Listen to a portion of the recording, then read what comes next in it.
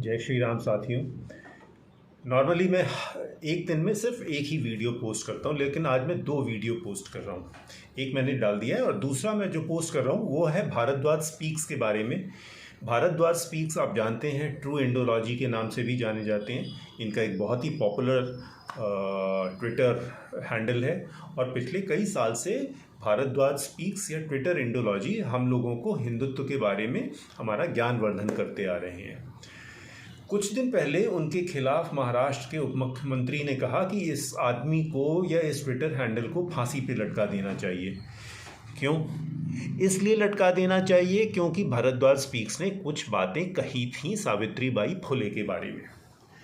अब जो बातें सावित्रीबाई फुले के बारे में उन्होंने कही गई थी उस चीज़ को कुछ न्यूज़ मीडिया ने तोड़ मरोड़ करके प्रस्तुत किया, और जब तोड़ मरोड़ करके प्रस्तुत किया तो उसके कारण उनके ऊपर विपत्ति आ गई। उनके खिलाफ भारद्वाज स्पीक्स के खिलाफ महाराष्ट्र में FIR दर्ज हो गई और अल्टीमेटली भारद्वाज स्पीक्स को अपना ट्विटर हैंडल बंद करना पड़ा।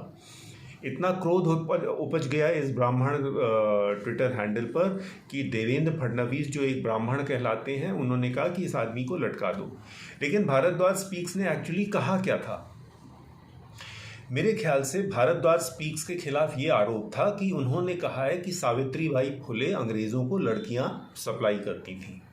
ये उनके खिलाफ मुख्य आरोप है। तो भारद्वाज ट्वीट्स बोलते हैं मैंने ऐसा कहा ही नहीं था। मैंने तो ये कहा था कि जो एटीट्यूड अंग्रेज़ों का 1930s में भारतीय महिलाओं के प्रति था उससे बहुत बुरा एटीट्यूड 1850s के अंग्रेज़ों में भारतीय महिलाओं के प्रति था। The British of 1850s had a very damaging attitude towards Indian women as compared to the British of 1930s.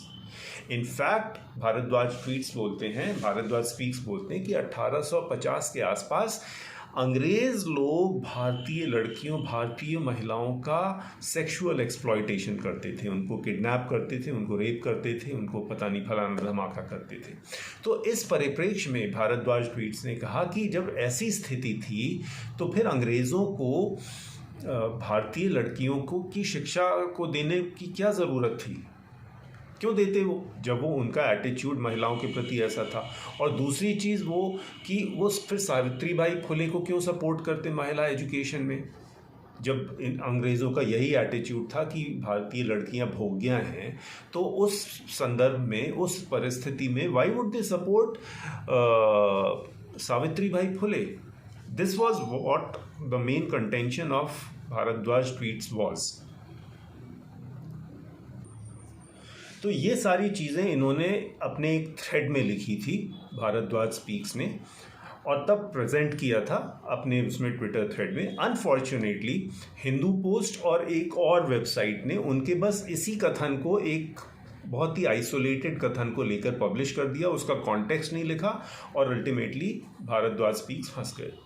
Bhardwaj speaks दूसरी चीज़ ये कहते हैं कि उनकी कभी मंशा ही नहीं थी कि वे 2 जातियों के बीच में युद्ध कराएं। 2 जातियां मतलब OBC और ब्राह्मण।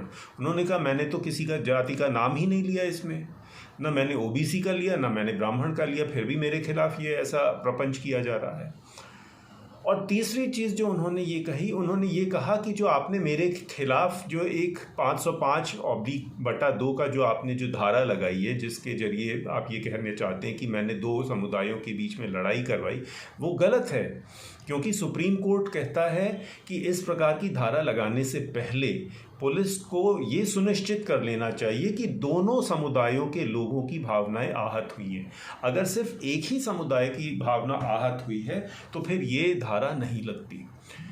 ये मेरी मोटी मोटी समझ है भारद्वाज स्पीक्स के क्लैरिफिकेशन के बारे में। आज भारद्वाज स्पीक्स का एक क्लैरिफिकेशन आया है ट्विटर पर, जिसमें वो बोलते हैं कि भाई मुझे माफ़ कर दो, आई अपोलोजाइज अगर मैंने किसी की भावनाओं को ठेस पहुंचाया। And I think it is right on behalf of Bhardwaj speaks to say this, because this is a tactical retreat. और अपना ट्विटर हैंडल वो फिर से रिस्टोर करें। बाकी हम लोगों को उनका ज्ञान पढ़कर हमको अच्छा लगता है, हम थोड़ा और जानकार होते हैं। And I hope Devendra Fadnavis get some kind of a I mean, he gets some kind of a sense that why is he speaking all this nonsense in the assembly? Yeah? He's got better things to do than go after a Twitter handle. नहीं?